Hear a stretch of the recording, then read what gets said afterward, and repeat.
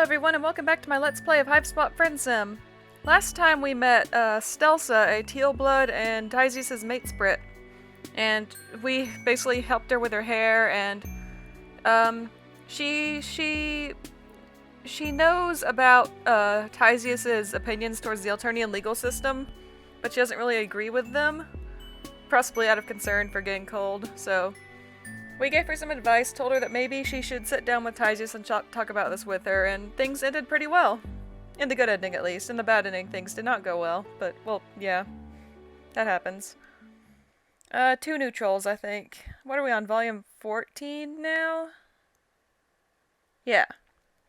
Of cleanliness and clownliness. So we got a burgundy and a purple? Is that right? We haven't had a burgundy since, diamond, I think.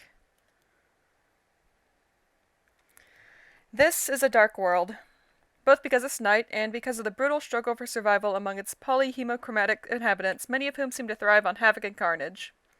You'd be interested to see the Michelin Guide entry for Alternia.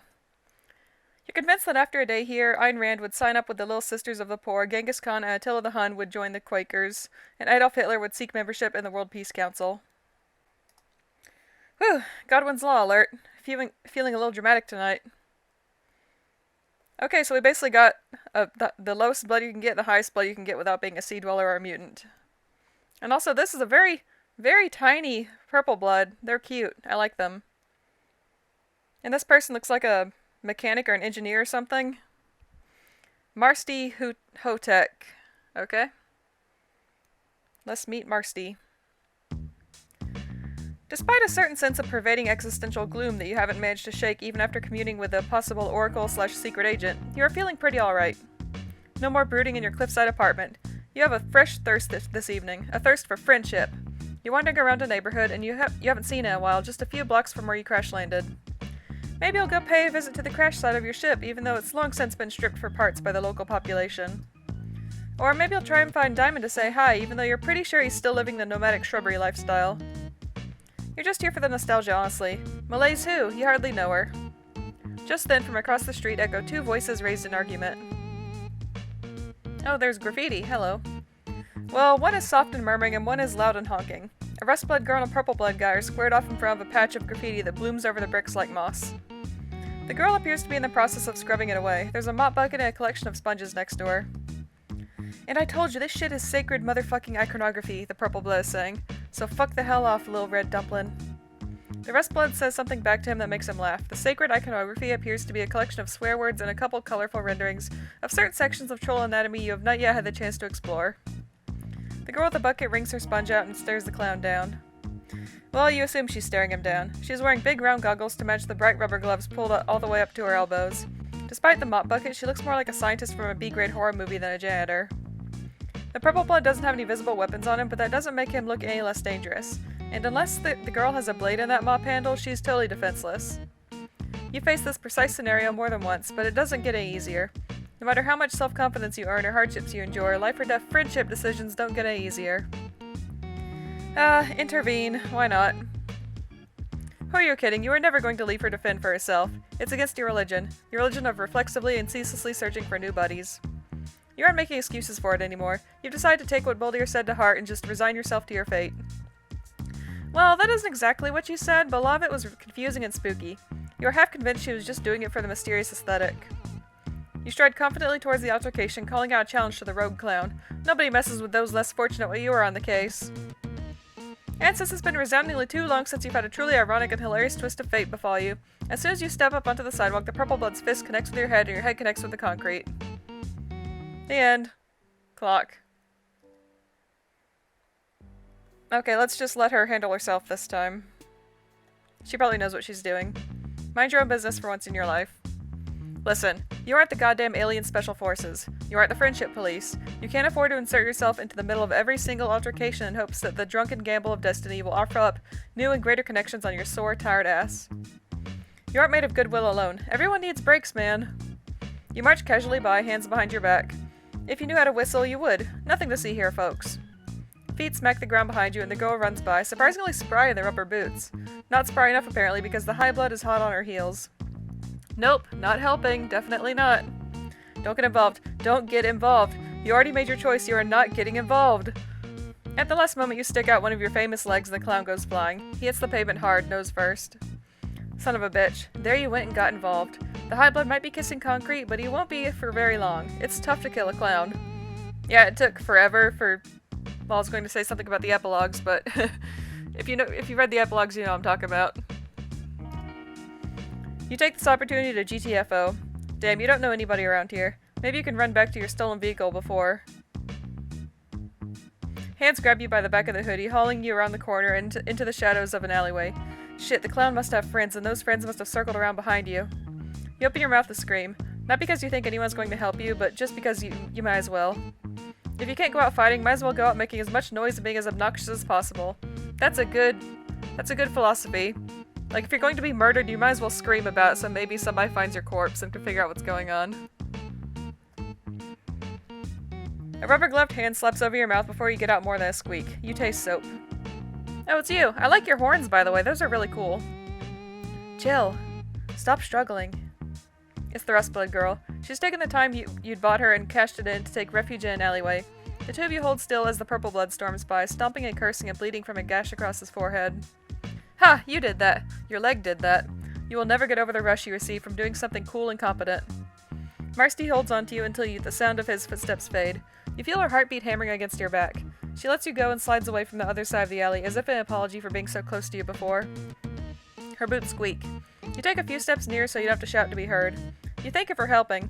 You're both just all about helping, apparently. You decide not to mention the part where you tried very hard not to get involved. Yeah, you didn't have to do that. Actually, you shouldn't have. I'm perfectly capable of tripping my own clowns.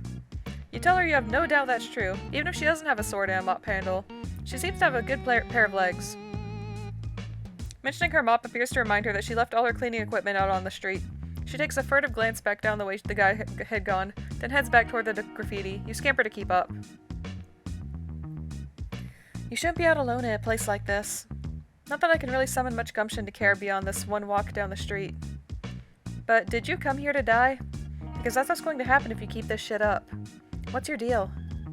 You don't know about your deal. You've worked really hard to not consider your deal at all, because the existential radio static that prickles at the base of your neck when you think about your deal, it is astoundingly unpleasant. Attempting to change the subject, you ask her if maybe she shouldn't get out of here while she still has the chance. Is that bucket really that important to her? Marsti looks at you with a certain eyebrow raise that you're just well accustomed to by now. Oh shit, you just put your foot in it again, culture-wise. You wish you could find a book with a crash course on Alternia, or at least a decent Wikipedia article, but it's not like there's any helpful Earth Guide for idiots. At least, you've never heard of one. Besides, things are different depending on where you are on Earth, geographically. You imagine it's the same for Alternia. You feel positively nauseated at the idea of having to learn a whole new set of societal norms. You'll just stay in this particular city, thank you very much. Do I care about my bucket? That's kind of a weird way to phrase it. I care about as much as the next person who doesn't want to get cold. Also, scourdrays don't grow on coniferous fauna. She tosses the discard sponges back into the bucket. You bend down to help, but she stops you with a sardonic glance. Most of her glances are sardonic, but this one especially so. She goes back to work on the graffiti. If you're going to hang around, you could make yourself less useless. Watch and make sure that high blood doesn't come back. Oh yeah, for sure. You can totally do that. Of course, you won't be able to actually do anything if he comes back. Where's Ramel when you need her? Maybe you could use your own limp corpse to slow the clown down. Not that you know Marsti well enough yet to love the idea of sacrificing yourself for her. Man, character development is great. Not immediately going to your death is great. That thought sends a creeping wash of anxiety along your spine because we remember dying in other timelines. You don't understand it, so you try to distract yourself. You ask Marsti if she just cleans graffiti or if she has other jobs. Okay, well maybe not jobs. You know nobody on Alternia that has an actual job. Whatever I'm feeling mostly. Today I was feeling getting rid of this incredibly ugly piece of shit drawing. Tomorrow I might be feeling dirty front door mats. Depends on my mood. Yeah, you def get that. You're also a person of mercurial moods. Do you seek out new friends tonight or go to one of your standby pals? Sometimes the universe just sweeps in and decides for you. Yeah, well, you are extremely weird and focused on weird shit, but also kind of magnetic at the same time. It's freaking me out. Wow, thank you. Marsti dunks her sponge back in her bucket, or scourdray rather. Buckets are dirty. The drones don't make it down here very often, so there's a lot of shit to scrub. You tell her it's cool that she likes cleaning so much. Where you're from, physical labor is considered morally virtuous, but also kind of looked down on. fuck, maybe you could use an Earth Cultural Handbook your own damn self. Who said anything about liking it? Who made the rule that I can only do what I like? She slams the sponge down hard into the scour tray, getting water down the front of her apron. This is just what I do. What, do you like wandering around in someone else's hoodie? Yes. Accosting strangers? Kind of. Sometimes. You didn't choose the friend life chose you. But Marsti isn't a stranger in this strange world like you are. She's got horns and gray skin and everything. You realize she's a rusty, but come on. Oh yeah. How many burgundies do you know exactly? Well, one. And he is interested in, meat. But he's pretty enthusiastic about it. One might say, over-enthusiastic. You think I'm not enthusiastic? She scrubs harder to show you just how enthusiastic she can be. A delicate calligraphy-based rendering of the word globe gobbler disappears beneath her soapy hands. Okay, maybe Diamond is not the greatest example of someone enjoying their hobbies in a healthy and natural way. But you know plenty of other low-bloods with cool hobbies. Skyla, Chixie, Sarava.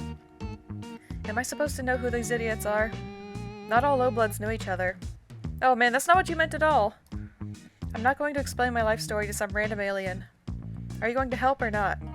Oh, well, you thought you were supposed to be keeping an eye out for clowns? Yeah, well, instead you're asking me invasive questions. So now help me scrub. Despite these mixed signals, you pick up a sponge and start cleaning. This is actually a lot harder work than it looks like, and your back and shoulders begin to ache immediately. If Marsti does this every day, she must be ripped under that jacket. She stops talking and you just clean alongside her, worried that you're royally screwing this up. You don't know how to fix it. The graffiti is quickly disappearing between your combined efforts, and you aren't sure how much longer she's going to put up with you after that. You've got to pull out the big friendship guns, and fast. You ask, in your characteristically smooth style, what she's doing after this. Any plans? Just hypothetically. Who knows? Probably I'll just look for more shit to clean. Well, it just so happens you know a lot of dirty places, just exceptionally filthy. Oh yeah? Where?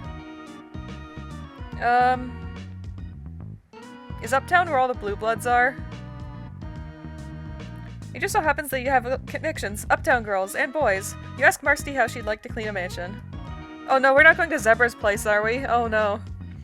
I guess that could be cool. Zebra has enough people cleaning his hive, he doesn't need anyone else. What are you thinking? Well, look at our wreck of a car.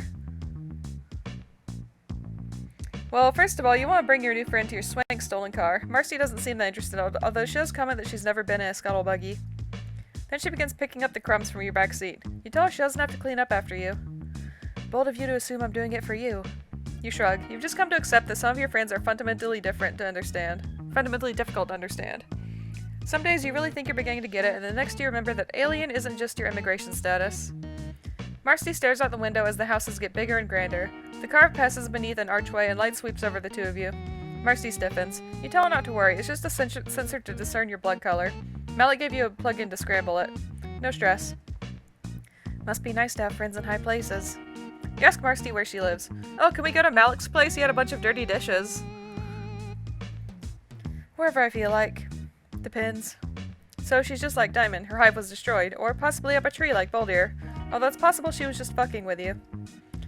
I wish you'd stop comparing me to people like I should know what you're talking about. And no, my hive is fine. It just gets boring cleaning the same fucking building over and over again. You get how that could be cool going from place to place, like Diamond goes looking for meat and Conil and Azdaja look for people to kill. Everyone here seems to be weirdly obsessive and hyperfixated. Maybe that's what happens when you bring up a bunch of kids in a robot-regulated world where the only rule is don't get cold, and, by the way, some of you are inherently inferior. Have fun! Oh no, as we get closer to Zebra's hive, you begin to get chili strut pods. What if he tries to make Marsti into one of his, guests? He has that weird thing for low bloods. You figure she'll be safe if she's with you, but you aren't always the best at making good decisions when you have more than one friend to deal with at once. The sight of Zebra's Lucis glaring at you from an upstairs window clenches it. You can't take another condescending stare from Zebra Dad. Where are we going? I hope you weren't talking about that pathetic mess on the seat. Barely worth my time. You can make a better mess, you swear. No. I don't want a staged mess. Fuck, okay. Who do you know who is kind of a slob but also not a total piece of shit? Malik. Oh, okay. I was not expecting Gallic. He's not really a slob. Why did we bring her here? Unless she likes organizing books or something. Goat Dad lets you in with a hysterically happy bleat. Aw, missed you too, Goat Dad. Marsti weathers his snuffling and nuzzles, and when he tries to eat one of her rubber gloves, she scratches him behind the ears as a distraction. She gently removes the glove from his mouth.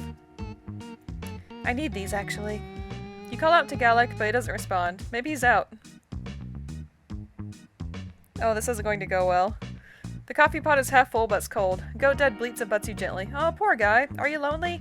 Has Gallic been neglecting you now that he has a hate boyfriend? So are they together now? I'm still shipping it really hard.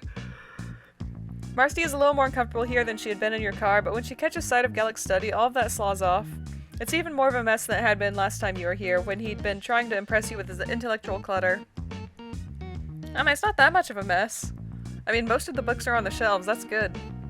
She gets down to work immediately, stacking books alphabetically and sorting papers into piles by subject. You know Gallic is an A-type personality who will probably go briefly ballistic at the knowledge someone has messed with his stuff, but Marsti's just so organized and thorough. You feel sort of weird about just standing here and watching her clean, so you gather up all the used dishes and bring them into the kitchen. When you're done with that, you figure you'll just try to be entertaining. You ask her if she's seen any movies recently. Since you've made friends with Zebedee and started hanging out with Tagiri's anime club, you've been exposed to multiple cultural touchstones. Yeah, I don't really watch much TV. Don't worry, I don't need to be entertained. She kneels down to start dusting beneath the couch. I know you think I'm basic, and that's fine. I don't really give a shit what anyone thinks. Let alone a condescending alien with no blood color to speak of. Yikes.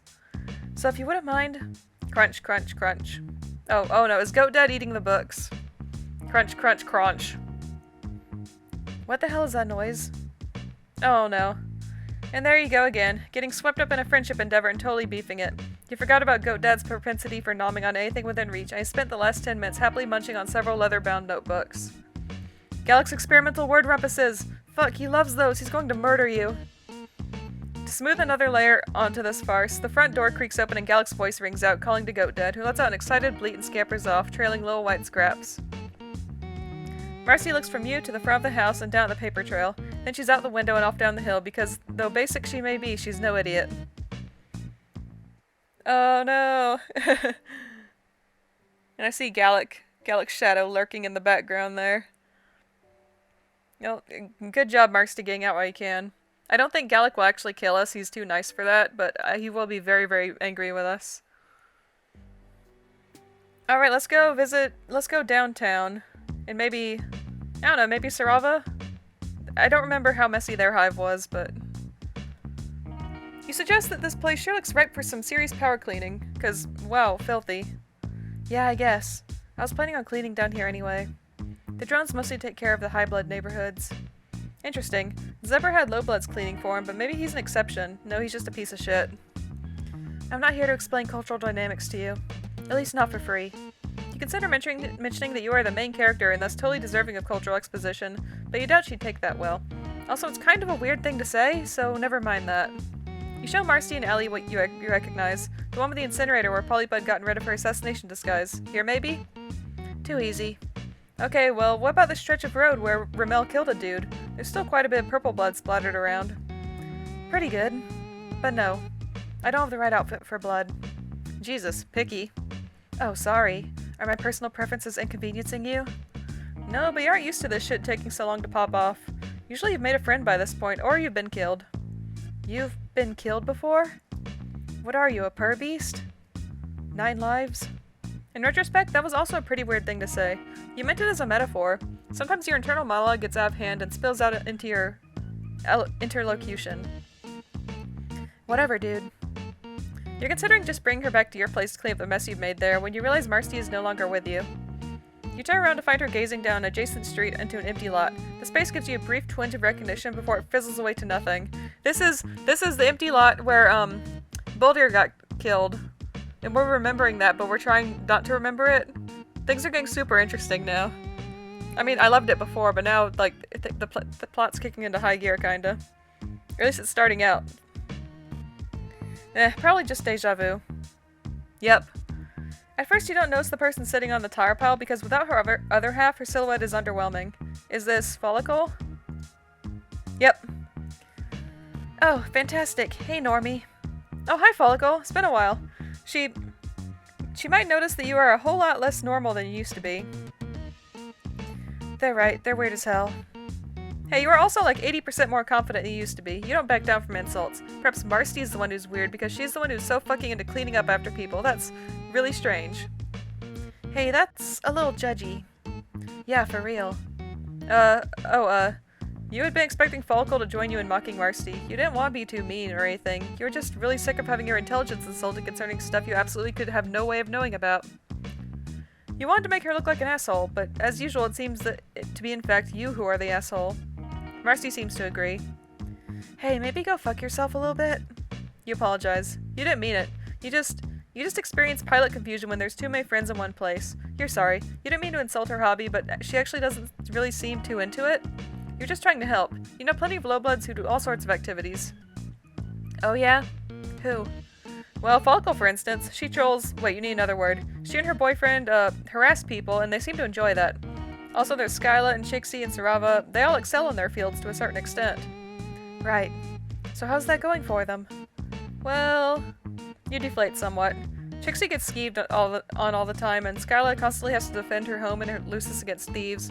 Sarava literally had to gouge out their own eye and downplay their psychic power. Vicari, well, near you can tell, Vicari is having a great time falling off cliffs and imagining the firmament above. He might be an outlier and therefore shouldn't be counted. While you're working through your apparent classism through navel-gazing monologue, Marsti is checking Follicle out, like, really checking her out. Oh. Who the fuck are you? Follicle slaps Marsti's hand away. Keep your fronds to yourself. Oh, she's cute. Marsti raises her goggles up to her forehead. You've got void rot. No shit, Troll Sherlock. Marsti gives her another once-over. She looks impressed. You honestly can't blame her. If Marsti likes grimy things, well, Follicle's right up her alley. Dirt Eldorado. Selfishly, you wish you'd met Marsti back when you were more of a wreck at the beginning of your adventure. You're filthy. And you have no idea what you're talking about. Are they black flirting? Is this a new ship? Also, fuck you. Marsti touches her on the forehead, slowly this time, so as not to take her by surprise. Follicle resembles a nervous little bug, trying to decide whether or not to scuttle away. Did you think the dirt helped keep you insulated? It's actually the opposite of that. If you were less grimy, the energy transfer would be easier. Alright, Cooper isn't here, which means her giant battery isn't here either. Yeah, I sent him out for takeout. I needed a break. But won't she, die? Not instantly. Does your husk top die as soon as you unplug it? What are you, a fucking void rot scholar? What do you know? I know a lot of things. You ask Marsti if she's interested in medicine. Maybe she could go into that. Marsti rounds on you in stark irritation. This is the most emotion she's shown since you've met her. We aren't making friends with her very easily. Maybe we should just leave and let her hang out with Follicle. Whatever you're trying to do here, stop. I'm not stupid. What do you think they'd say if I applied to be a medic off-planet? They'd laugh their asses off and hand me a saturated scrub pole. And that's if they're feeling generous. This is what I do, so let me do it. Chastened and uncharacteristically speechless, you nod and let Marsti turn back to Follicle. You really don't want to just leave it like that, but maybe the truly friendly thing here would be less trying to improve your friend's life and just letting them live it. Diamond told you much the same thing all those months ago. That he's planning to just keep his head down, try to stay alive. It's not uplifting, but maybe not everything has to be. Marsti gives Follicle some advice as to the best way to make sure her body retains as much energy as possible. Follicle groans and you're pretty sure that if she had eyes, she'd be rolling them. You do notice, however, that she listens. Marsti starts back down the sidewalk after that, pushing her scourge right in front of her. After a moment's hesitation, you follow, half expecting for her to get mad again. Instead, she just slows down so you can catch up. She's pulled her goggles back down over her eyes. You think they're probably more there for social reasons than protective ones. Sheepishly, you apologize for being a busybody back there. You're just really used to wanting to help people out. Kind of for selfish reasons, friendship reasons, but still. Yeah, it's fine. No hard feelings. You just like fixing things when they're busted, or when you busted them through your own chronic idiocy. Sometimes you've just got to do what you can. But you think Marsti might understand that a little bit. Yeah, I think I might. Sometimes it'd be like that. Well, that was an interesting route. Marsti's pretty cool. I'm sad that we didn't really... Are we friends with her? I don't know. Sometimes it'd be like that. You cleaned up your own attitude. I do like how she doesn't take anyone's bullshit. That's cool. I don't have a ton to say about her, though. Sorry, I like her, but pretty much everything I think about her has already been said in the story itself. Well, yeah, sorry. I like her. That's about it. Anyway, thanks for watching. I hope you have a great day, and I'll see you next time. Bye!